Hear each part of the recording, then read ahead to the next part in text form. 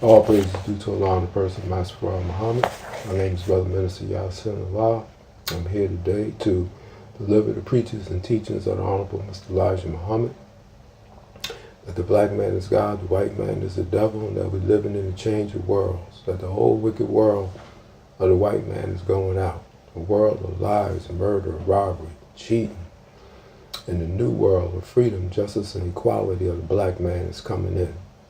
This time that we're living in is commonly known as the resurrection, the day of decision, the great separation, and many other names that we find recorded in the Bible and the Quran. We have an exciting subject today, and before we get into it, we'd like to open up in the name of Allah, the person of Master Muhammad, the great Mahdi, who was to come and has come to restore us who were lost from our home, the kingdom of Islam, and to destroy those who have destroyed us. All praise is due to Allah. Again, my name is Brother Minister YaSin Allah, and our subject today is man is not created without aim and purpose. And this subject is taken from an article written by the Honorable Elijah Muhammad of June 12, 1970, and it appeared in Muhammad Speaks. And it's a very beautiful article, and it's a very instructive article, and timely for this day and time that we are living in. And I'm going to read the first paragraph. The above verse is taken from the Holy Quran, only I have made what is said in the Quran a little more plain for the reader. Here in this newspaper, Muhammad Speaks. The Maulana Muhammad Ali translation of the Quran uses the words, man is not left to wander without an aim. First off, let's understand that the Honorable Elijah Muhammad's had a newspaper when he was with us called Muhammad Speaks, and it was one of the highest circulated weekly papers, black papers in the country in that day and time. And it ran from like around 1960, 61 to 1975 when Mr. Muhammad left us, and then it was taken over by his son, Imam Warifdeen Muhammad, and the name was changed to the Balalian News, and then eventually it was called the American Muslim Journal, which is still in print today, alhamdulillah. Now this subject, man is not created without aim and purpose, is so timely because we see our black men especially wandering the streets of America like they have no aim and purpose in life, that they have no goals. And this is a very serious matter, especially in this day and time of the resurrection when Allah God has appeared in person to uplift and better and resurrect the black man and black woman from mental and spiritual death. The original black man's life cannot be a life of hopelessness because the original black man, being from the very creator of heaven and earth and who had a creative mind within self, this creative mind of the creator passed on into all independent life that the creator created. Here Mr. Muhammad is telling us that we are direct descendants of the first Allah who set creation in motion. And just as the first Allah, the Father, had a creative mind to create the universe, that has been passed on to the black man in the wilderness of North America. Again, being direct descendants of the first Father, Allah, who set creation in motion. So therefore, it is incumbent for the black man to first have this knowledge, and number two, tap into and utilize and implement the creative mind that he has been blessed with to do something for self. We ourselves classify the higher and lower forms of life. In animal life, some of them are very intelligent animals and some of them are very ignorant and low type. The higher and more intelligent forms of life of animals, as well as the creatures from the Creator, display a certain percentage of intelligence in them.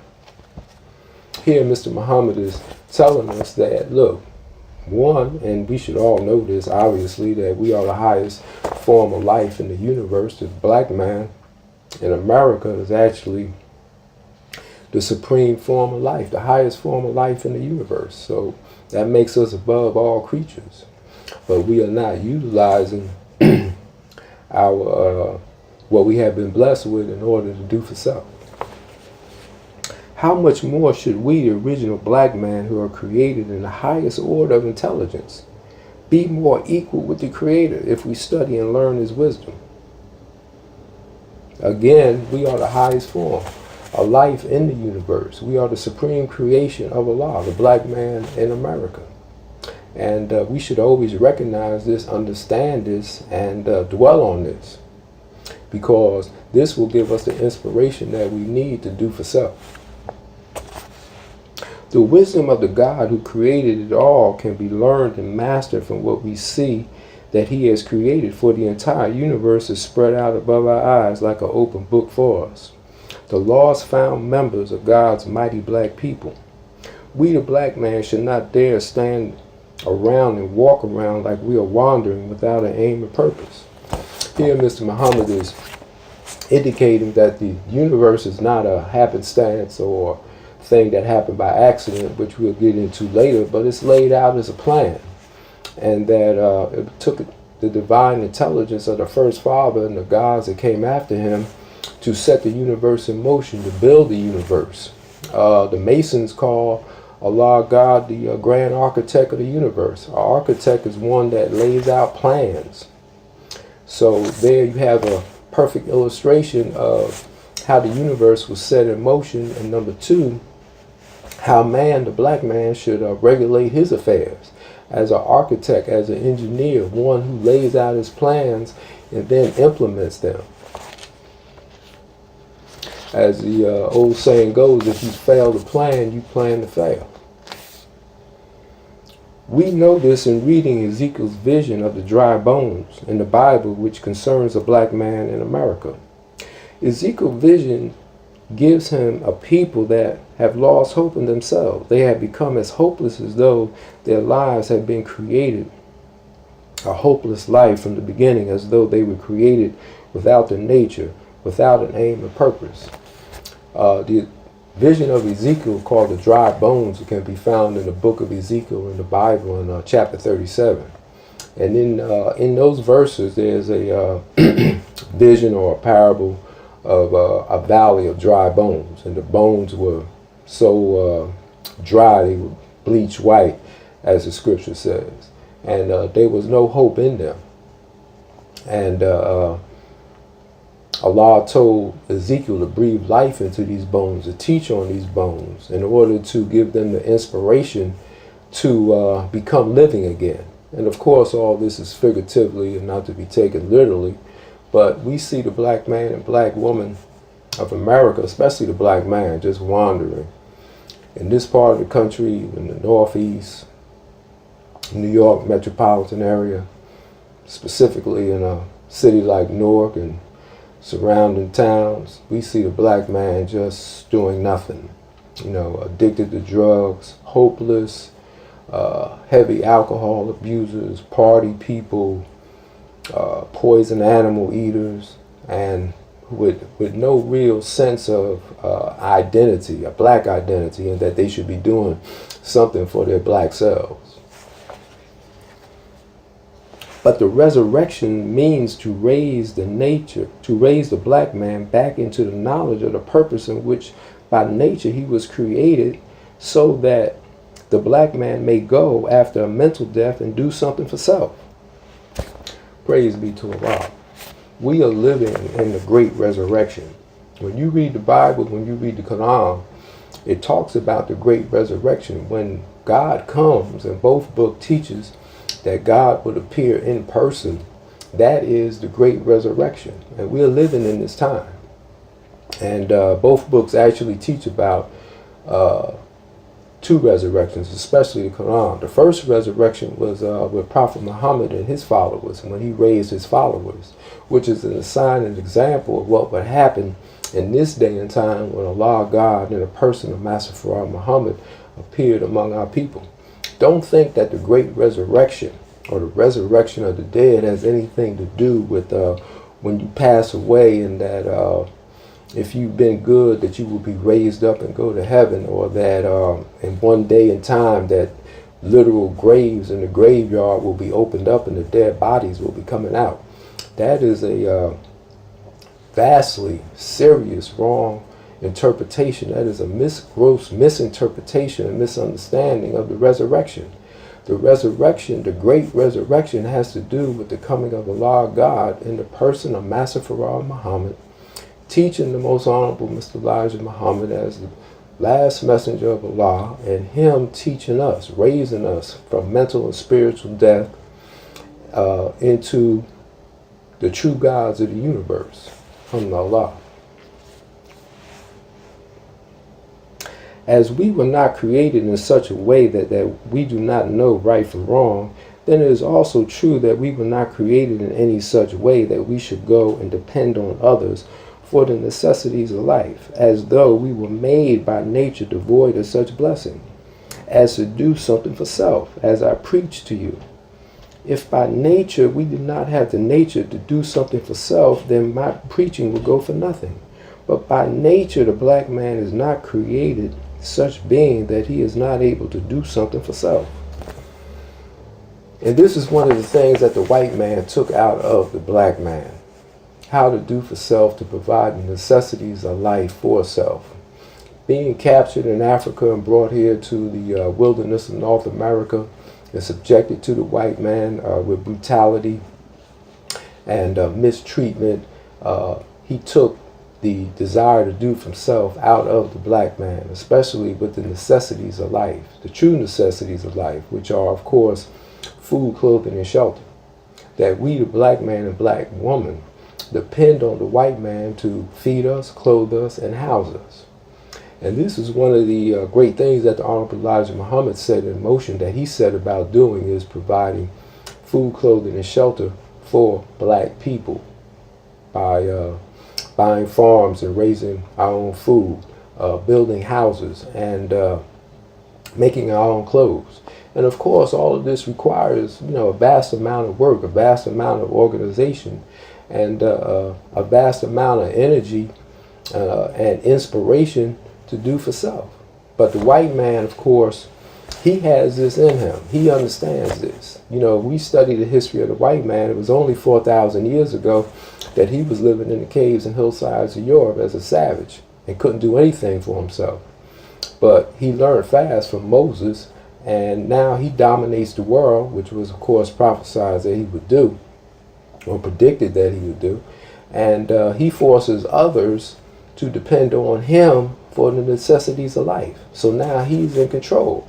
And a perfect but sad example is what's going on in Puerto Rico right now. Puerto Rico is a colony of the United States. And Puerto Rico is dominated financially by the United States. Puerto Rico is in great debt to the United States. Puerto Rico is a island that really can't produce the necessities of life for itself without depending on America. America, through force of arms, trickery, has forced the Puerto Rican people to depend on them. So now, unfortunately, that the Hurricane Maria came through Puerto Rico and devastated the island, Puerto Rico is in very bad shape because now they have to depend on the United States to provide for them, to help them. And when the call first came out that Puerto Rico needed help, Trump, the president of the United States, the first thing he said is, Puerto Rico should have took care of business. Their electrical grid, their electrical system was in bad shape from the beginning, and they in debt. They owe a lot of money. We'll do what we could do, but we're not going to do much. That is a perfect example of a people who depended on white America for help. And now white America, the president, is saying, we'll get around to you when we can. We'll, do something for you, but really don't expect much. Now, the ironic thing is that Puerto Rico just had an election in June of this year whether they wanted to be an independent people. And the Puerto Rican people that did vote decided they want to throw their lot in with the United States. So now this is what they're getting. Nothing. Or a few crumbs, or we'll do what we can. And this is not to condemn the Puerto Rican people, because of course they are our people too. But my point is that this is an example of what happens when you depend on another people for the necessities of life. You know, Marcus Garvey, the great Marcus Garvey, made a statement that, you know, it is foolish to depend on another race of people to make you their equal or put you above. No people, no race of people is going to do for you in a way that will make them surpass you. And we as black people don't understand this. We think that white people are going to put us in a superior position over us. I think Abraham Lincoln said that he was not for the black man to be the equal or superior of white people. So, you know, these are some hard truths that we have to learn. These are some hard lessons that the people in Puerto Rico have to learn, or are learning, unfortunately. And, you know, we pray Allah that their condition is improved and that white America's heart softens toward them, and that they provide the necessities of food, clothing, and shelter that they need in order to get back on their feet. Alhamdulillah. It's the nature of the black man to do for self. If we are the descendants that we are of the first father that created the heavens and the earth, then it's in our nature to do for self. Yet, we understand that that was taken out of us during slavery. But when we hear the teachings of the Honorable Elijah Muhammad, the life-giving teachings, the electrifying teachings of the Honorable Elijah Muhammad, this is enough to wake the black man up to do for self. And again, do for self means to provide the necessities of life: food, clothing, and shelter. And if you're not thinking on that level, then you're not thinking right. We, the black man, are the highest intelligent life in the universe. And the universe is something that was created. It did not just happen by chance. Alhamdulillah. Now this is what the white man teaches. He's speaking about the Big Bang Theory. This is what the white man says, how the universe was created. But Mr. Muhammad denounced that, and he said that's not true. Behind the creation, we discover an intelligent creator. The infidel may contend with you and say these things happen by chance. If the creation happened by chance, then they are their own self-ruler, and this can be proven false in no limited time, because man, the original black man, makes everything in the universe to serve him and obey him. Again, Mr. Muhammad is condemning the notion that the universe happened by accident, that certain gases and certain elements in the universe by chance happen to collide or run into each other at the same time, and bang, there was this big explosion and this set the universe in motion. But Mr. Muhammad said no, the creation didn't happen like that. The creation was something that the first father Allah brought into existence, which if our arithmetic is correct, Mr. Muhammad said that the sun came into existence 78 trillion years ago, and that it took 6 trillion years for Allah to bring the sun into existence, which takes us to 84 trillion years ago. Then, you know, just by extrapolation or using the facts, that we can see that the universe, Allah created the universe perhaps like 100 trillion years ago. Alhamdulillah. So, and again, this was all planned. And this was all a divine plan. This is not something, again, that happens by happenstance, by chance, by accidents. Because the universe is regulated, as the Quran teaches us, and as we study science, we see that, you know, our solar system revolves around a greater sun. And that, you know, we are part of a galaxy, the Milky Way, and that the Milky Way, our galaxy, revolves around a greater sun. That all this is part of a universe that is planned out. Alhamdulillah. And and Mr. Muhammad makes this very important point, a very important point, that everything in the universe is subservient to man. And the Quran bears this out. First, I'll read what Mr. Muhammad says on that. As the Holy Quran teaches that he, the original black man, has created everything in the heavens and the earth and has made them subservient to us. And we not subservient to creation. The creation was created for our service. Therefore, we cannot hide behind the flimsy excuse that we are created without an aim and purpose. And the Quran, there are several verses in the Quran on this point.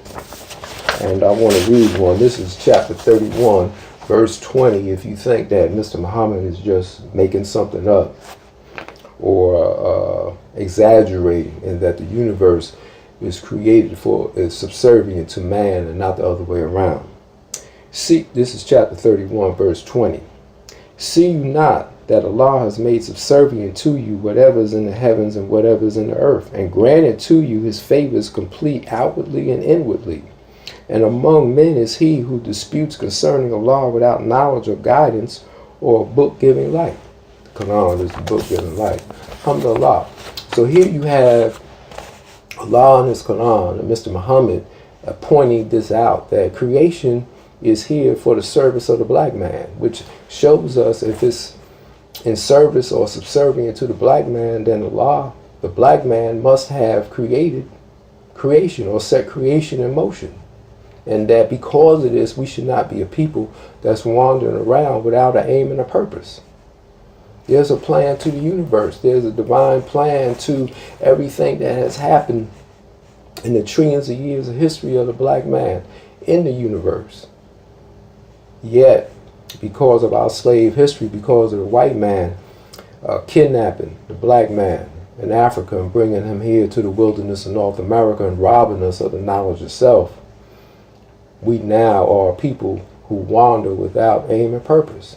And of course, robbing a man, as we see, of knowledge of self is the worst crime that could ever be committed to any person. And Mr. Muhammad has repeatedly taught about this. Robbing a man of knowledge of self, who you are.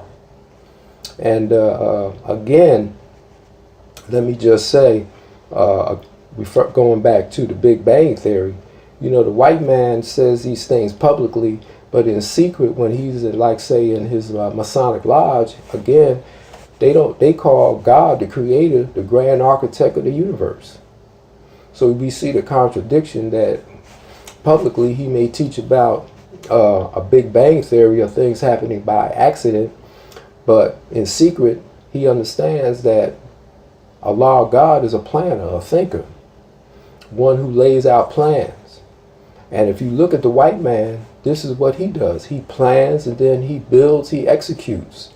Look how they built America with the use of free labor, robbing the land from the Indians, killing the Indians off, bringing the black man here to build the country up. This was his plan. Wicked as it was, nonetheless, it was a plan, and the plan worked.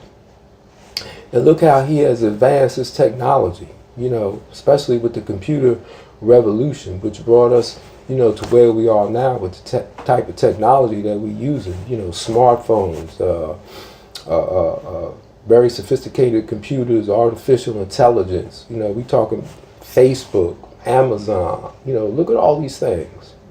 This is all part of a plan. This is not something that the white man just happened by accident, that he was walking, you know, down the street one day and picked up a computer chip or a smartphone. He planned all this out and then he executed it. Alhamdulillah.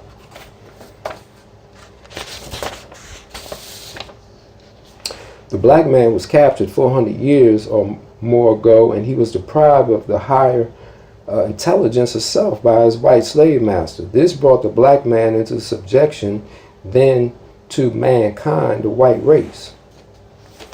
We were deprived of this knowledge. And don't think that the white man, again, is ever going to teach us who we are, who we really are. You know, that's a fool who thinks something like that. Because, again, no race is going to give you the knowledge to make you superior over them. And we have to recognize this. I mean, it may be a hard truth for some of us, you know, who are blindly in love with white people, but that's the reality of life. That's the reality of nature. But today, the black man has no excuse for not accepting this great power and intelligence that was born in him, created in him at the very beginning of creation.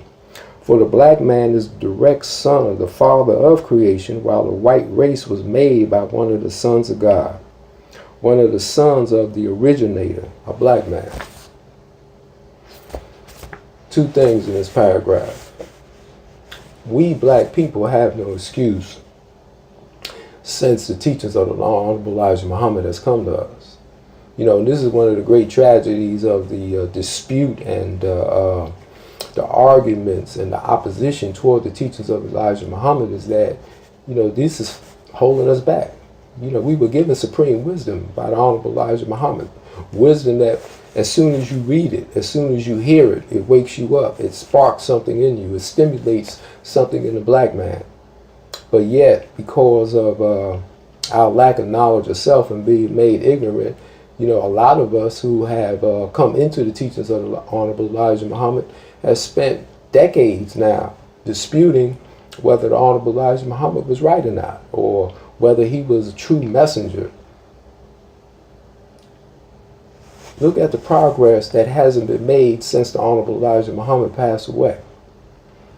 And all the time and all the arguments and all the opposition, look how the black nation has really gone backwards in many ways. And we understand the reasons for this, which we won't get into in this talk, but nonetheless, look at all the time that's been wasted rejecting the supreme wisdom that has been given to us. And of course,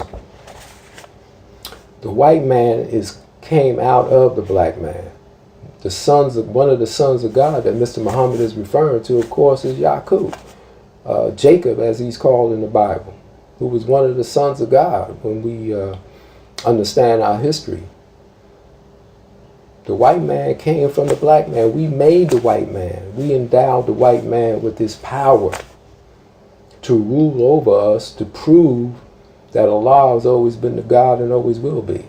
Now, can the true God's will, let me rephrase that, and the true God's will overcome Yaqub's wisdom and stand up and build a nation for self, a new world?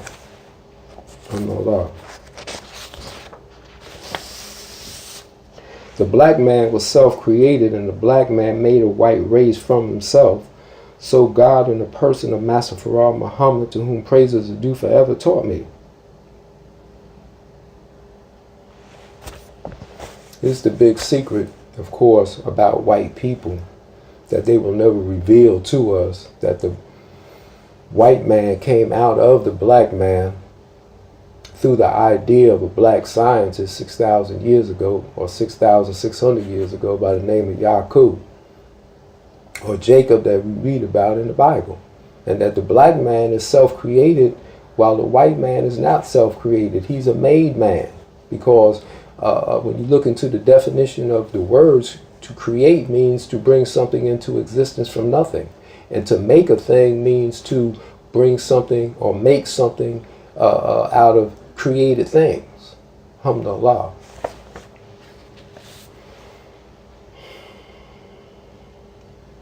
The two, the black man and the white man, did not come equally. The black man and the white man are not equal, no matter in what way you approach the subject.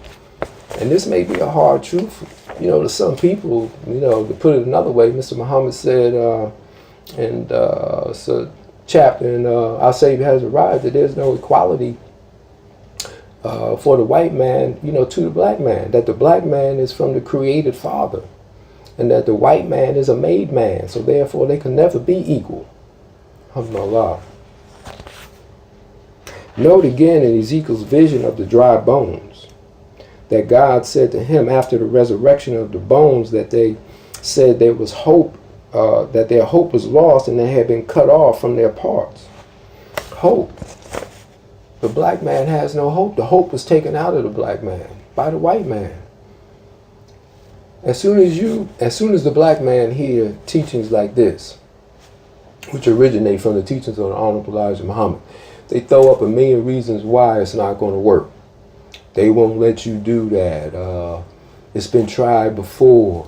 We can't do that. We not smart enough.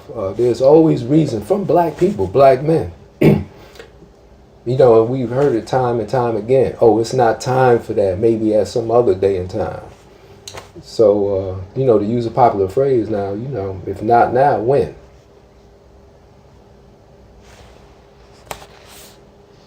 There are similar words in the Bible parable of the lost found son, the prodigal son. The father had two sons, and the father defended the lost found son by saying that he has been lost and that he was mentally dead and ignorant. But after the lost found son met the father, he came alive again. And although he was brought back into the family society again, he was not respected by his elder brother because of his following and practicing the life of the stranger, the wicked people. The prodigal son is a famous parable that we find in the 16th chapter of Luke in the Bible. This is where we get the term lost found from.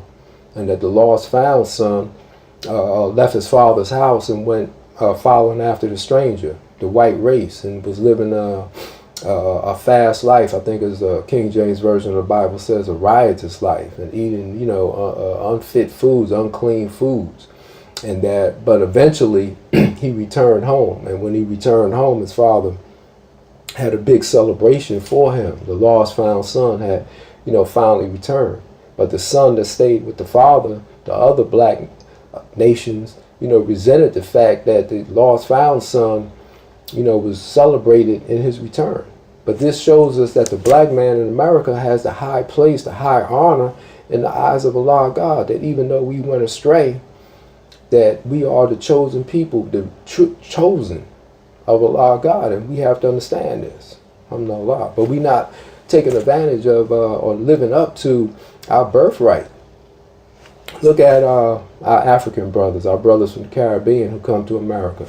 They immediately take advantage of the opportunities and things that's available to us here in the wilderness of North America, while we, the black man, we see nothing. Other black people come here and they see opportunity. They see things. We got our Mexican brothers here who are also part of the black nation, and people from Central America, even South America, who are actually descendants of the Indians, who are Aboriginal people, builders. You know, they'll take a burnt out house, a dilapidated house, and within a few months, the house looks like a palace. Yet, we black people walk by the same house, dilapidated house, for years and see nothing. They come here and see things. And yes, we understand, again, that's all a symptom or a sign that knowledge of self was taken from the black man. But we have come into knowledge of self now, and we are not applying it. We are not utilizing it.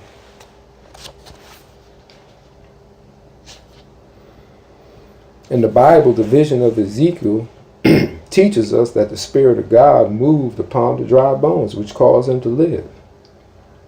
This vision is a symbolic picture and example of what the resurrection would look like, and is now being fulfilled. Many of the average black man, or so-called Negro, since the knowledge of self was taken from him by the white slave master, have been saying there is nothing for the black man. He never had nothing, and he will never have nothing. This is the fulfillment of Ezekiel's vision. His hope was lost. His own black people can hardly get the black man to follow self and kind. Again, I just spoke about this. How the black man has no desire, has no ambition, is not enthusiastic about anything but sport and play, getting high, chasing women. You know, this is where the black man's mind is at in this day and time. It's not about nothing really constructive or big or doing for self. And it seems as though those black men that are, say, highly educated or, you know, political figures, people with power, all they want to do is follow behind white people. So we have a situation that we have now. Take a place like Newark. It's just, you know, we got white people coming in, buying up homes, building, while the population, the majority population, we black people stumbling around, you know, taking Oxycontin and, you know, heroin and smoking crack and drinking, very heavy drinkers. You know, I was really surprised to learn or see how much alcohol is being consumed by black people in this day and time. And of course, all this is, all of this is, the tricks and the traps that the white man puts in front of the black man to distract him, to tempt him, to lead him astray. So he won't do anything for self. How can you do for self if you're intoxicated all the time? But yet, with the almighty supreme wisdom of God in the person of Master Farad Muhammad, to whom praises are due forever, we are caused to begin to grow into a better knowledge. And our desire now is in that which we were robbed of, the knowledge of self and an aim of purpose in life. Now we want to do something for self. We are like a man who is waking out of sleep when he sees the sun has risen and is shining in on him with a brilliant light. The man leaps from his bed and sets out to do his work of the day. His life is not without aim and purpose. We have the life-giving son of the teachings of the Honorable Elijah Muhammad.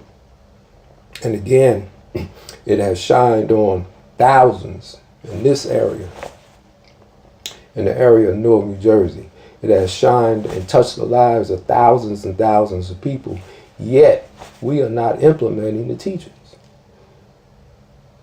Of course, there are many people, probably thousands of people in this area who know lessons back and forth, who know the Bible, who know the Quran back and forth, but yet they're not doing anything. They just basically fell off, and party people are just trying to make ends meet. They have no desire. So there's nothing to conclude that it must be a new generation going to rise up and do this work, because the people who were originally or first who came into the light of truth are not doing anything with it. Yet it's a contradiction that when the sun of truth, the light of truth shines on you, it sets you in motion. All planets spin on their axis, rotate on their axis because the sun touches them. Black brother, you are not hopeless. You have hope laid at your door to remove hopelessness. With my preachings of the message of life, you have direction. You think it's strange of me to call you away out of the blindness and darkness of ignorance that the white race has you in subjection in. You think that there is no more for you other than to live under the guidance of the white race.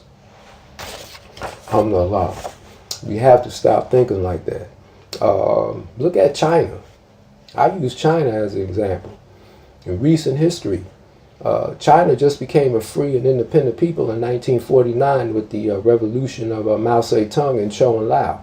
Before that, China, with its millions and millions of people, was subjected to white America and Europe, especially England.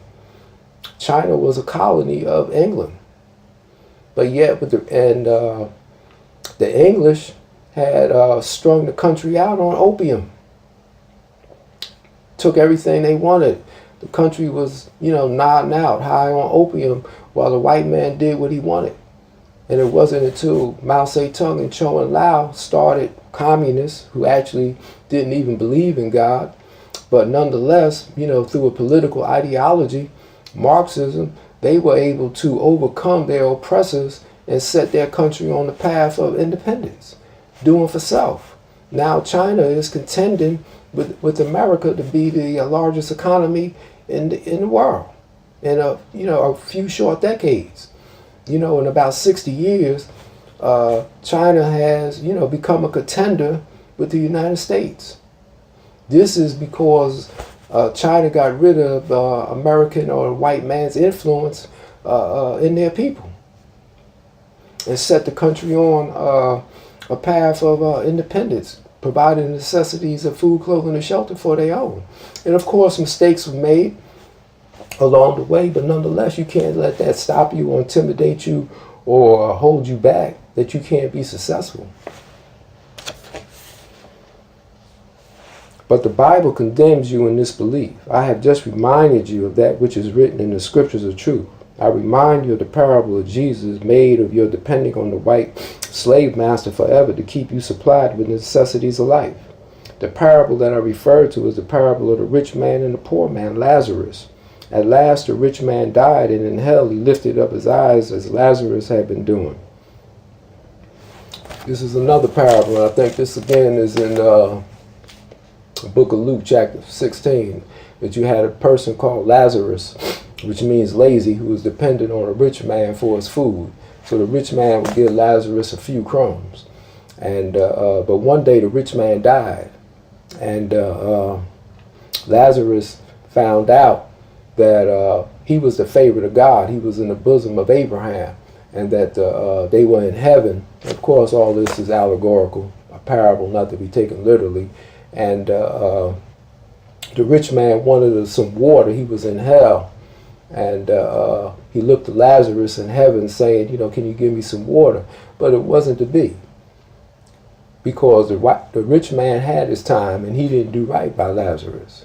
So now the white man, the rich man, had to suffer. The rich man, of course, represents white America especially. And Lazarus, of course, is the black man in the wilderness of North America who will accept crumbs from the white man instead of doing for self, where he can have the whole table prepared before him. And being in the bosom of Abraham means that the black man in the wilderness of North America is the favorite of God. And the rich man died means that America's economic system is falling. Don't think that even though America is still rich, American economic system is in serious problems. It's serious, a serious condition. They owe lots of money. You know, there was a PBS is running a series on the Vietnam War, and although they didn't go into the economic side, but the Vietnam War was actually the cause of America's economic problems in this day and time, because, you know, fighting a war 16,000 miles away cost millions, billions and billions of dollars, and America ran up a huge debt buying war material in order to fight that war, and she never recovered from that economically. Alhamdulillah. The rich man died. Remember that, and that the rich man is the white man. Alhamdulillah.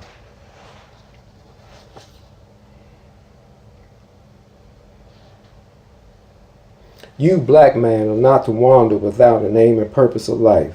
Come, follow me, and let me show you that this is the day that you should rise up and do something for self. You should be following the teachings of the Honorable Mr. Elijah Muhammad and doing for self. This is the basic teachings, which is really the high science. You know, we spend a lot of time, you know, wanting to ferret out and learn all the different secrets of the universal order of things, but the real science, the real high science, is providing the necessities of life: food, clothing, and shelter. And this is what we, the black man, need to dwell on to provide for our women and children. And until we do this, you know, we really cannot be counted as, you know, men, because men, every race of men, are the providers, the planners, the ones who, again, and I repeated myself many times, being very redundant, but nonetheless to provide the necessities of life, which are food, clothing, and shelter. Praise be to Allah. So I'm going to bring this talk to a close, and I want to thank everyone for spending a few minutes out their day to listen to the teachings of the Honorable Elijah Muhammad. And we look forward to speaking again. So I'm going to close out as I opened in the name of Allah, in the person of Master Farad Muhammad, the great Mahdi, who was to come and has come, to restore us who were lost from our own the kingdom of Islam, and to destroy those who have destroyed us. Assalamu alaikum.